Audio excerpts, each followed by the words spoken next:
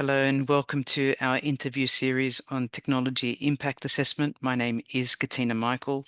I'm from the Social Cyber Institute, and today we've got with us Rob Nicholls. Welcome, Rob. Thanks very much, Katina. Rob is a senior researcher, among many other things, at the University of Sydney. And Rob, maybe I'll begin by asking you, what kind of research are you engaged in today? So currently I'm looking at issues associated with AI, but from an interdisciplinary perspective. So I'm part of the University of Sydney's Centre for AI Trust and Governance. And our focus is to bring together groups of different people working in different fields to try and take a holistic look at AI issues in terms of both technology, trust, which is often the interface between AI systems and people, and governance. So both the internal company level governance, but also regulation. So, for example, I've recently had accepted a paper with a colleague of mine, Justin Miller, and there we were looking at using large language models in a narrow area of social science research, and that's cluster analysis. So, how do you use these tools in a way that isn't either technical or sitting in social sciences? So, it's socio-technical writ broad. Given your rich background, both industry, government, and I should add there academia as well, uh, what has led you to this point of being able to be interdisciplinary, and what are those disciplines you've focused on? Okay, I suppose the reason why interdisciplinarity appeals so much to me is because I've ended up having a career which is interdisciplinary. So my first degree was in electronics and communications engineering. My first job was designing microwave radios that were used as part of North Sea telecommunications systems. Over time, I've moved into increasingly regulatory roles. And the real turning point, I think, was a job I was given in late 1993, so many years ago. And the CFO, it was with the start of pay television in Australia, and the CFO said, "Hello, Rob. Good morning. Broadcasting Services Act, roughly sections 90 to 97. We're building a business based on that. You're responsible for the technical bits. Here you go." And actually seeing for the first time how legislation, engineering, and startup outcomes all work together was a really key turning point. Now, that was more than 30 years ago. But it's actually guided the way that I've gone on since then, which is to work in mixed, uh, initially technical and technical regulatory areas, 12 years working for a law firm, including as a partner. I'm still not a lawyer, teaching law to business, being a regulator with the ACCC. Essentially, I can go back and, with hindsight, create an interdisciplinary track. But actually, the joy of interdisciplinary work and why I do it is it's interesting. And my view is if things are interesting, they're likely to be fun. Certainly, if they're not interesting, they're not likely to be fun. And so that arc of going from straight engineering in a design environment to working in a way which is interdisciplinary has been guided by what's interesting to me. But I think that's also why so many both academics and people in practice get involved in interdisciplinary stuff, is that it's enjoyable. It creates different challenges, and those challenges are interesting. I Love your background. I think we've known each other since around 2005, 6, and it has become very evident to me over time the stealth that is required to address global challenges and big issues in society, and that technical and humanistic or humanities or non-STEM, however, anyone wishes to define it, how when they come together, there are sort of more robust solutions.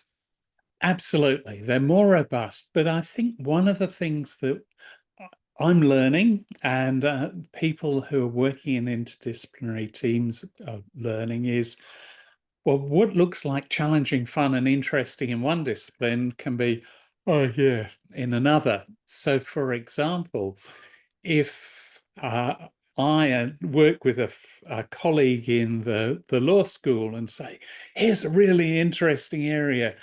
Here, Mr. Computer Scientist or Ms. Computer Scientist, can you work with us on this? The answer is, well, yeah, I could code it up in an afternoon, but you could vibe code it in a day. This isn't very interesting. On the other hand, in some cases, if you say, I think there's a challenge here, and then computer science drives it to, well, this is what's challenging for us. What does this look like from a legal or a regulatory or a social perspective? Then you can get to a much richer project. And I think it depends. It depends on the nature of the project. Sometimes it's what's really challenging and interesting in one discipline is really boring for another.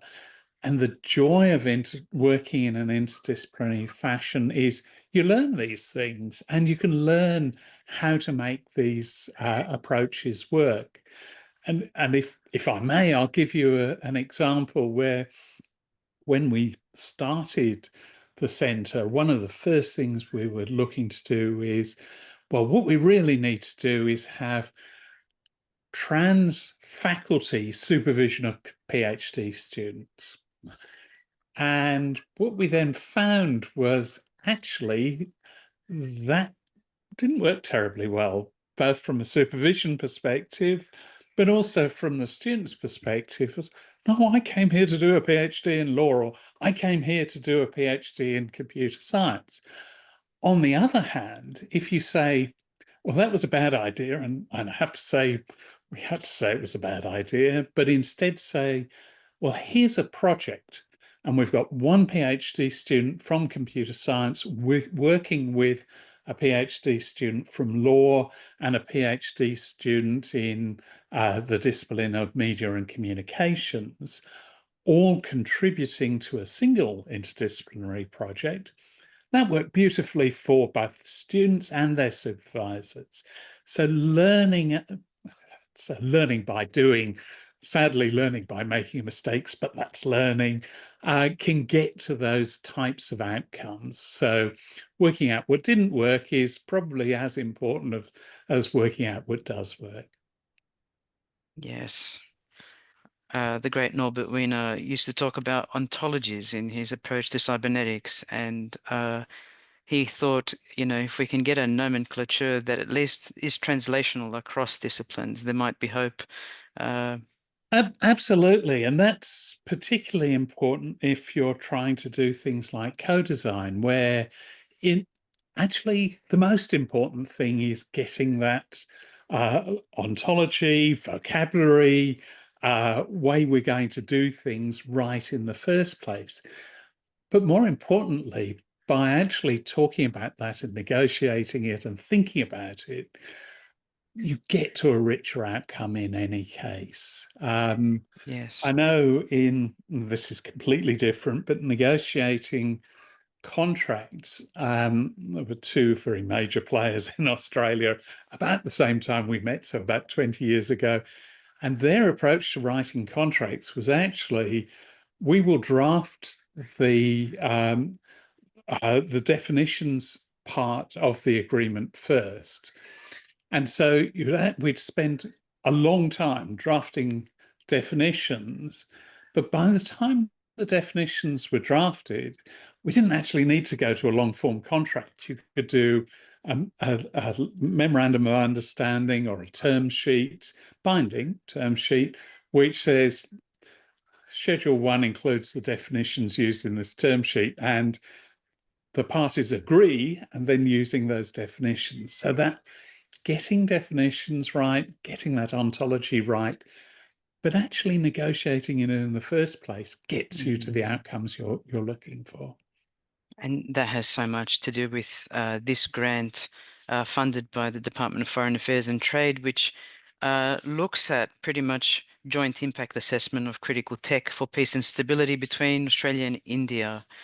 And so, as we take this backdrop now, this rich backdrop you've provided us from your work experience and your studies and work, research work, how does technology impact assessment relate to what you do over the current time period or in the past? I I think the absence of technology impact assessments in the past has been quite uh, has been a stumbling block, has limited things. So I mentioned from 1993, the start of pay TV. Well, actually, what was not thought about in that era in Australia was, well, we're going to try and deliver pay TV via satellite, but actually we're also going to do delivery using microwave, almost uniquely on a global basis. Yes. And we're going to deliver via cable as well. And we're going to do something which didn't happen in any other country. We'd have two parallel cables following each other street by street. Why? Actually, nothing to do with pay TV and all, everything to do with telephony. And the fact I'm talking about telephony, and I know that many in the audience will not remember that. Uh, you know, this device, you can actually talk into it as well. And in the old days, that's all you did with phones. But the absence of thinking about, well, what are we trying to do here? Are we trying to provide a form of entertainment, a form of information service? What is it? What's the technological implications, and what is the impact of that technology, particularly in uh, even at the time, issues like environmental impact? Do do we need to have large amounts of cables slung off poles when actually the idea even at the time was, well, undergrounding electricity distribution is part of what we want to do to improve the amenity of our environment, but also to reduce the operations and maintenance costs of the energy providers, because you don't get lightning strikes on underground cables. So all Mm. of these, this, as I say, is from 30 years ago, but the failure to be able to look at the impacts of technology, or the decision that, no, we'll just go ahead without considering those impacts, um, has led to lots of wastes of resources. Yes. And those resources are both private resources, capital, and public resources, amenity.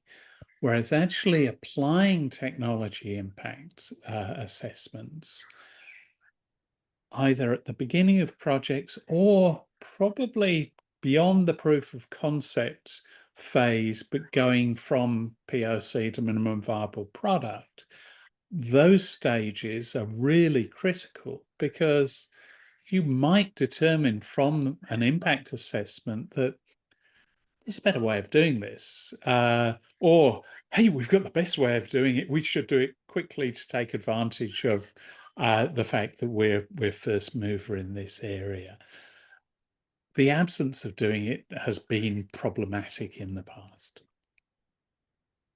So an emphasis there on it not having such a significant role, perhaps when it should be used, particularly in the design field, Yeah. new innovation field, new major decisions.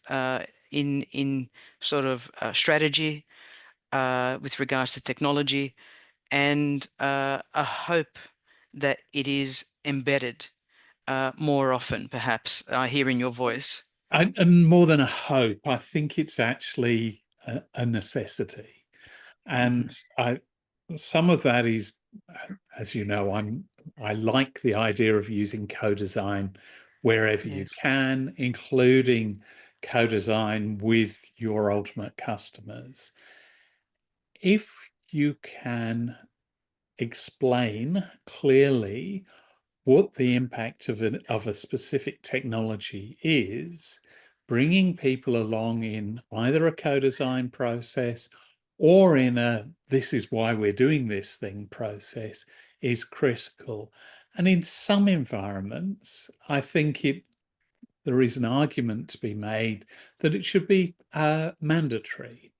And in particular, I'm thinking of issues associated with critical infrastructure, where consideration of the technology impact of changes in technology associated with critical infrastructure are key.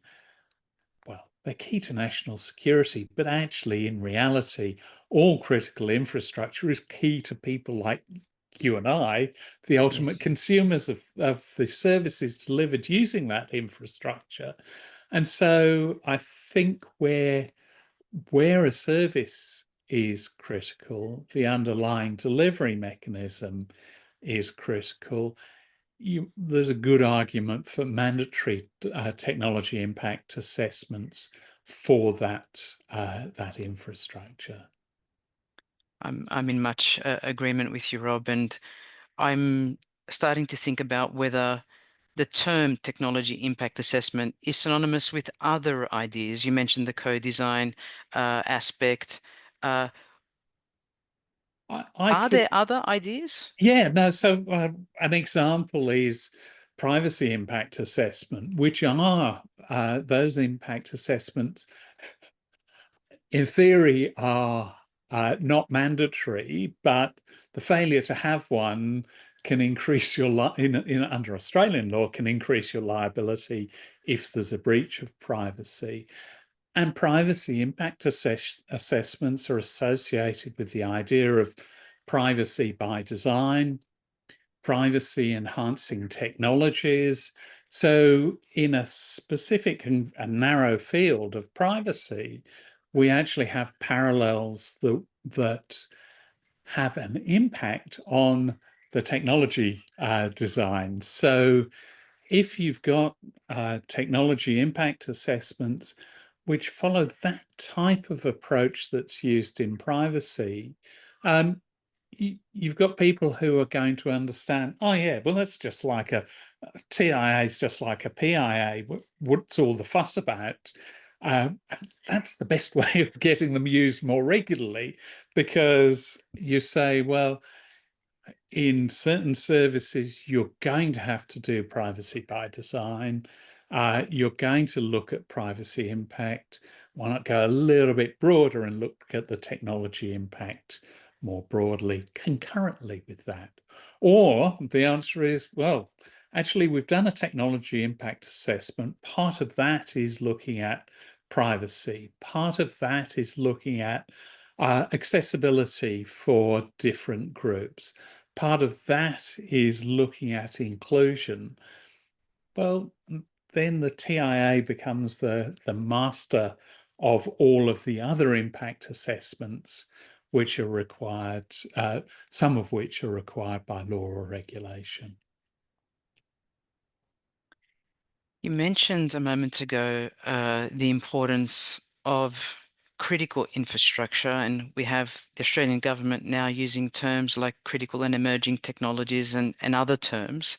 Yeah. But when we refer to peace and stability and the role of technology impact assessment, what does that mean to you? And can you provide an example?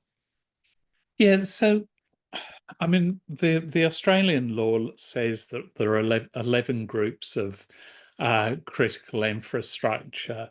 And I'm going to take a very odd example because I could use water or electricity or telecommunications. I'm going to look at logistics. So actually, under the Australian approach, your local supermarket is part of critical infrastructure. And I mean, you start, just a minute, that's just where I go to buy my cereal. That can't be critical infrastructure, except that we only have to remember a few years ago where that is where I went and found I couldn't buy toilet paper because there was a crisis.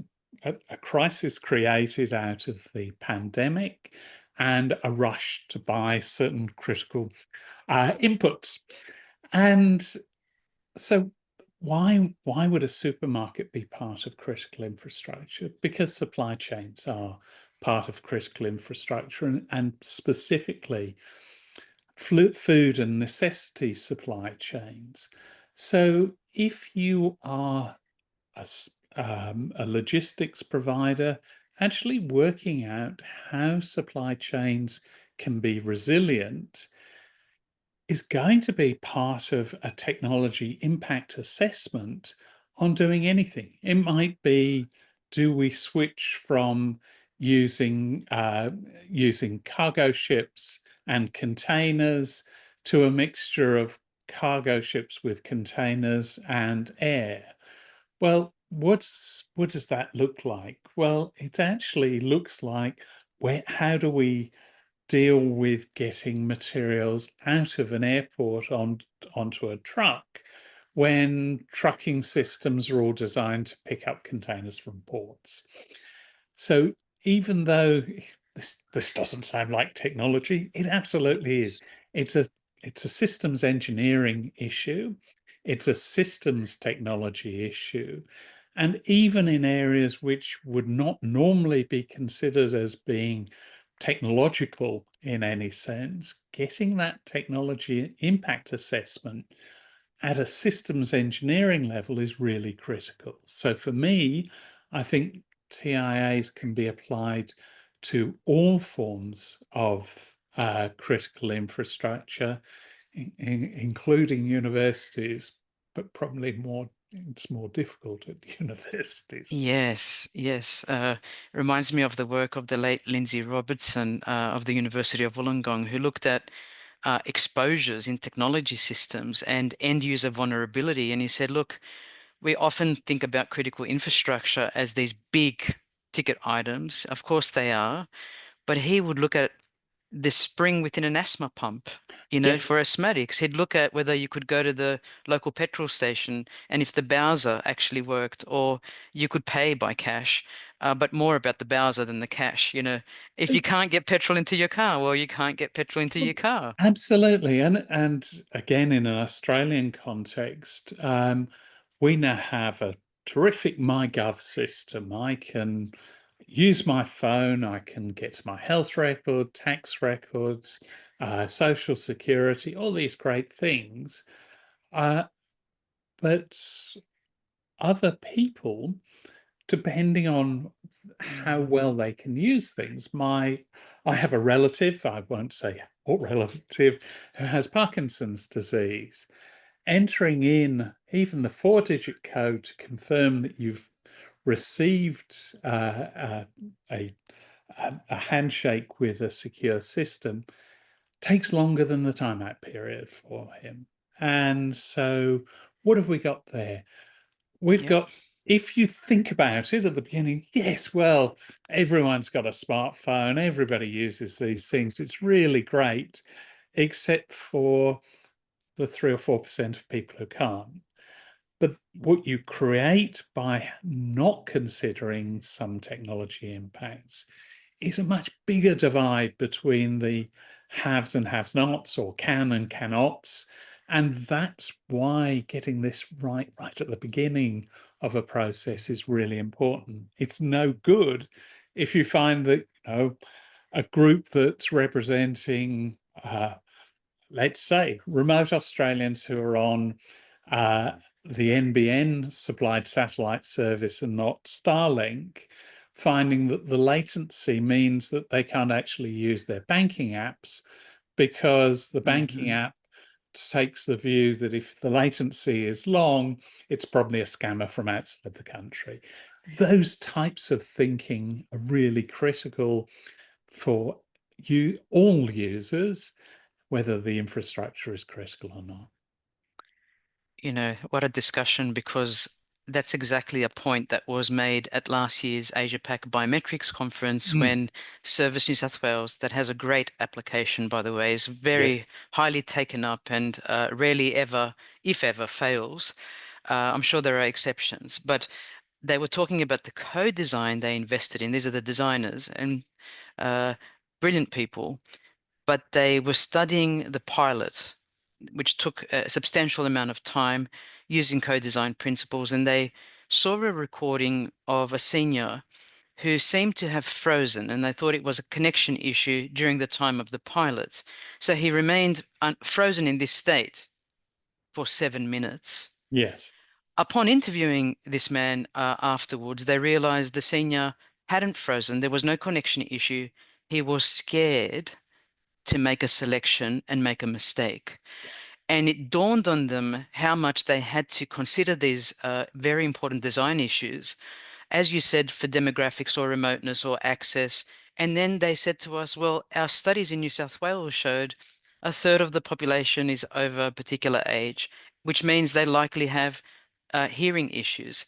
A third of the population, at least, were migrants for whom English was a second language, and 100% didn't have that fluency. A third had a type of disability or some issue. And when you multiply these factors, if you have more than one of these states and you fall into one of these categories or several, it becomes very complicated. There's a lot of research happening at the moment in looking at neurodiverse customers and how they interact. But I love your idea here about really bringing back TIA to the central focus of the end user. Yes. Yeah, not least because you're not going to go wrong doing that. Having a customer focus is never a bad thing if you're thinking about these things, but understanding that the customer is not your idealized person, or worse, yourself, which is Yes, often the easiest thing. Oh, well, what would I do? That's an easy way, and actually, it should be the one that you're not allowed to do in technology impact assessments is to take yourself as the natural customer or the idealized customer. Actually, considering that broad range, and that's why co-design is so important, because you can, in co-design, even if you don't have a group of people which is as diverse as the population, if you have people whose role it is to represent that diverse interest. So a person who, actually, you mentioned neurodiversity, is probably neurodiverse, but representing a group which has a different range of neurodiversity. yes, A person who is, well, because they're there and active and involved, representing older people, but actually thinking about the impacts on older people. So you can start to get proxies for those different populations if you do the co-design process well. yes. Okay, a loaded question, which is not a trick question, but perhaps because I've said that, it might sound like it. But we ask everybody, what should go into a technology impact assessment? What kinds of criteria or elements or mechanisms, whatever you think about them or perceive them to be? Okay, so I think the most important thing, and I wish you'd given me this loaded question in advance, but you haven't. Most important thing is actually what is the technology you're actually assessing? Because you might say, well, I'm doing a technology assessment on an app. I'll be very narrow on an app. Hmm. Uh, Hmm. what is the interaction? What are the potential harms that could flow from this app? What are the benefits that flow from this app? What about accessibility? All those other things.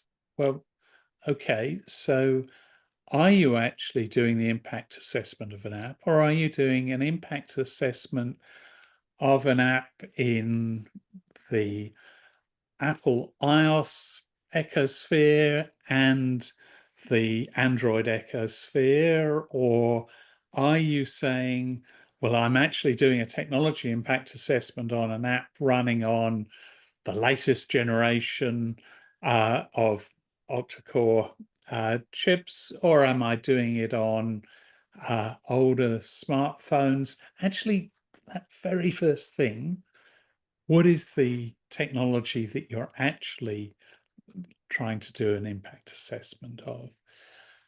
You definitely need to have, well, who are the stakeholders who are going to be affected by this technology?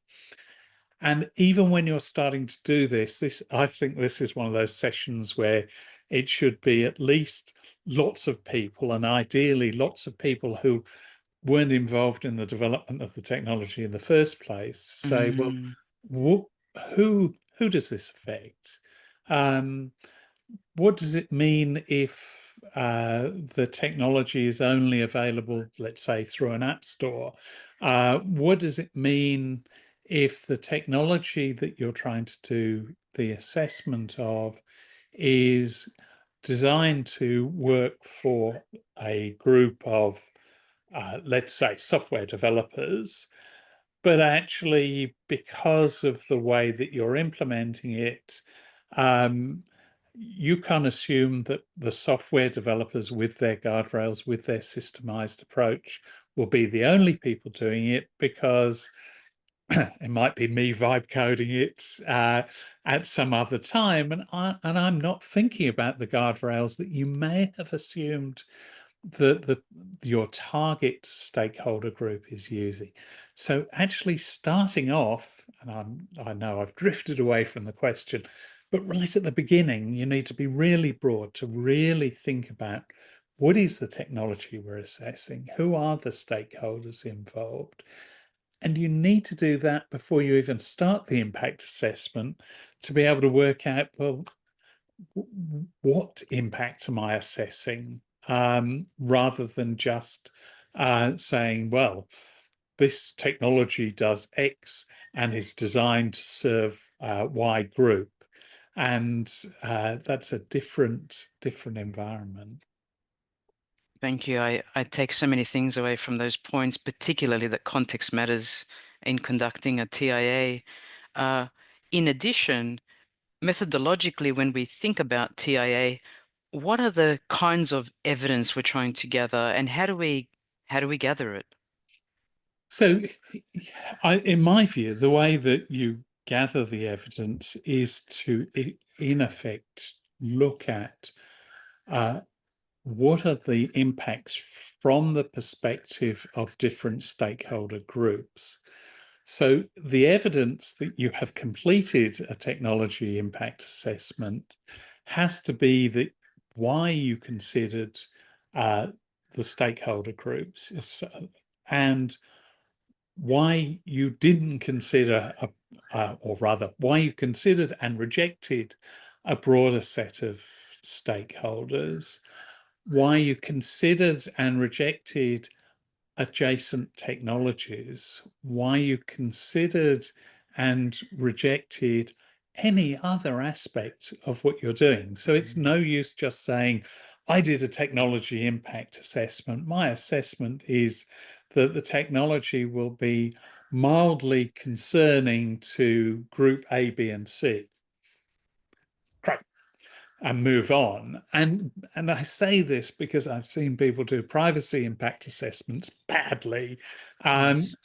because they said, oh, well, we only need to worry about this customer base, and everybody who's using our website has agreed to our website terms and conditions.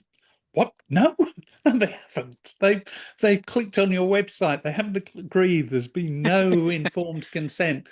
So all of those issues, you actually need to think broad first, and also justify why you're narrowing down. But there's nothing wrong in narrowing down. You just need to have thought more broadly first in order to make sure that your technology impact assessment is appropriate. You've mentioned stakeholders now continuously in the last three responses, which Yeah. is an eye-opener again for TIAs and those who are new to TIA. Who are the main stakeholders in a technology impact assessment? Okay. So the first group is the people that you're ultimately providing the technology for, so your customers.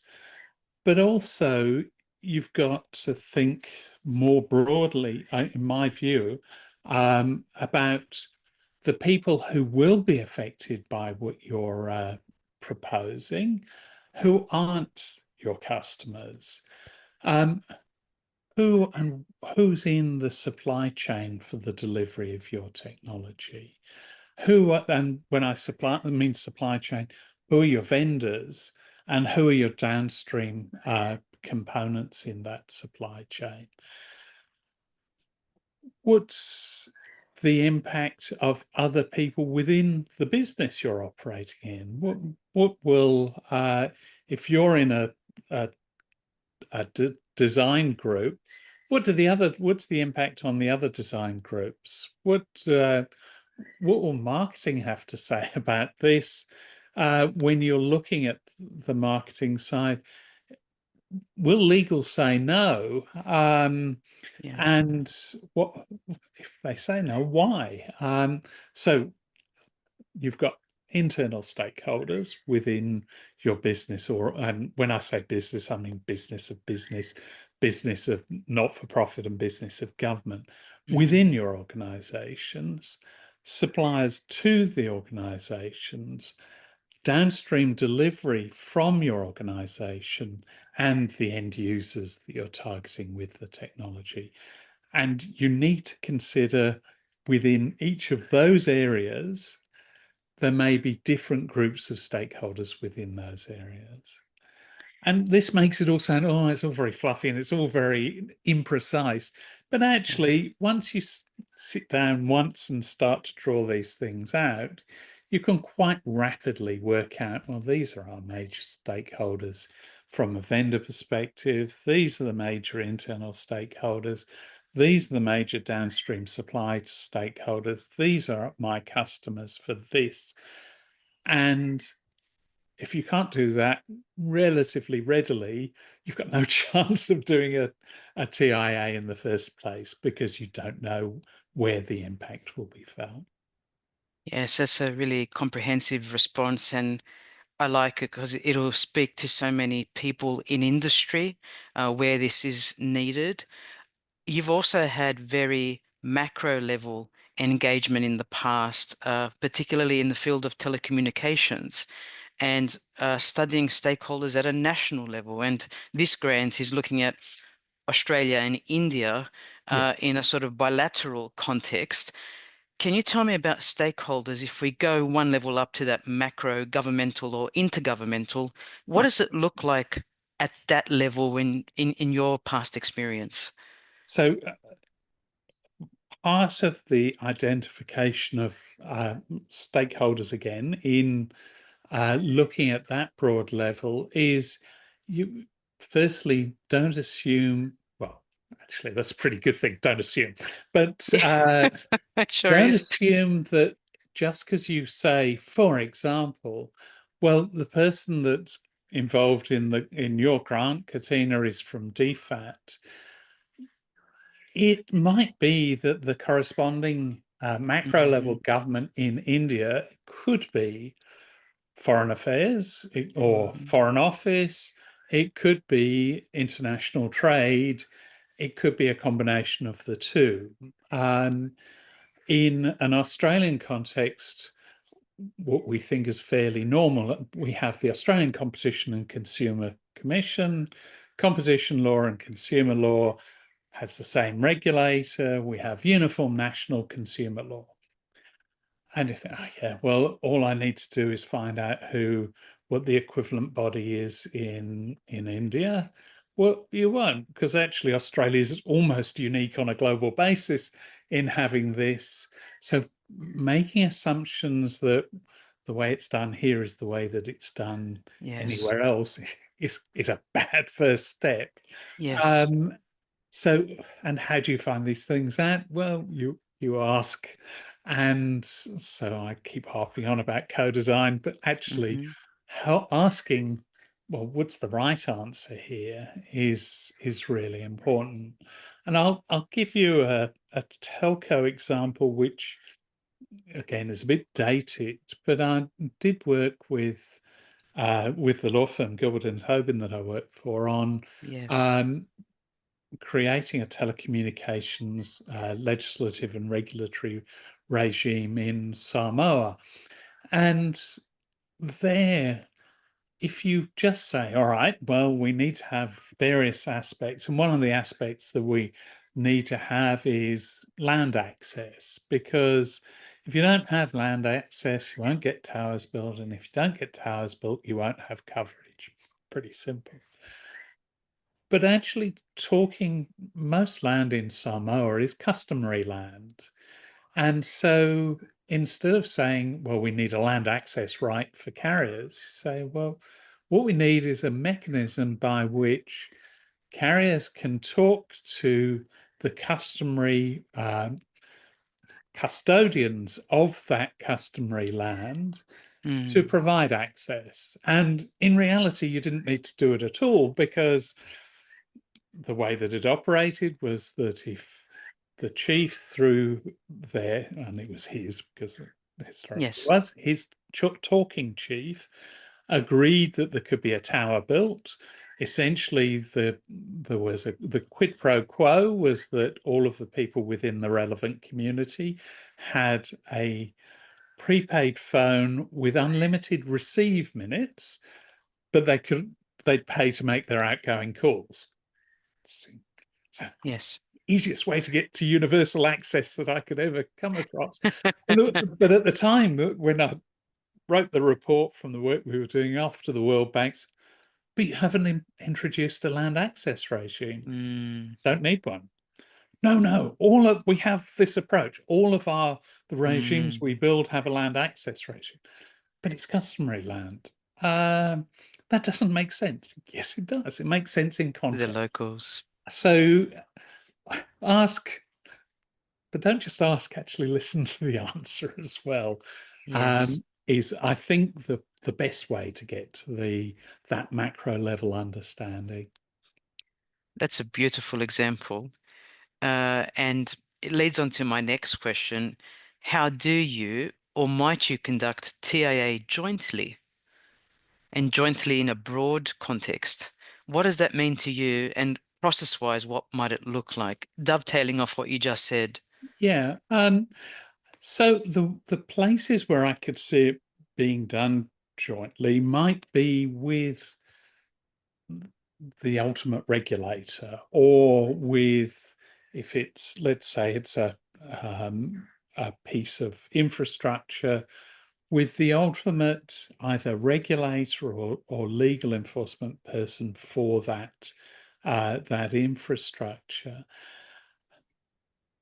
It does make it harder, but you need to have the ability for the person you're doing it with or for to actually have clear transparency in.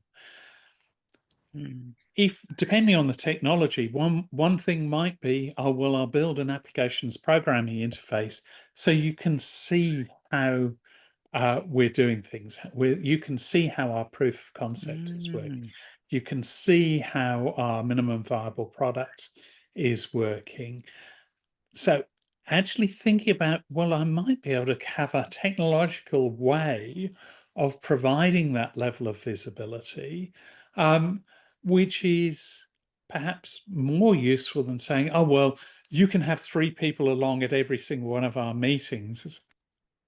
We're not resourced that way. And recognizing that other stakeholders, particularly in the government space, are unlikely to be resourced to watch over how you're doing a TIA. But being able to provide transparency doesn't just mean having people invited to the meeting or even sending them recordings of video meetings afterwards. It might be to be a bit more precise, so they can look in, or we're now presenting you with access to our all of the failure points that we've found in the process of doing our TIA, because that's actually perhaps more useful than the impact assessment as a whole. So it's providing transparency, but not necessarily requiring that physical presence or even electronic presence to do that. It's Mhm. thinking about what's the best way of presenting that information to the partner. You've brought to light again that relationship of jointly and co-design. Uh, and we had great, designers in the 90s and mid 80s talk about participative Yeah, engagement and involvement. And you're saying it's more than that. We could engage, we could consult, actually, we can co-lead, but we can only co-lead if we listen and pay great respect to different viewpoints or different ways of being and doing in practice in different organizations, institutions, and sometimes none of the above if it doesn't exist, as in the case maybe of the particular example you focused on with Samoa and land rights and access customary lands. Um, I wanted to close by asking you, is there anything you think we should be focused on that we haven't covered today with regards to TIA? Uh, Perhaps where it might sit as a function in government or elsewhere, or any aspect we didn't cover? I mentioned privacy impact assessments.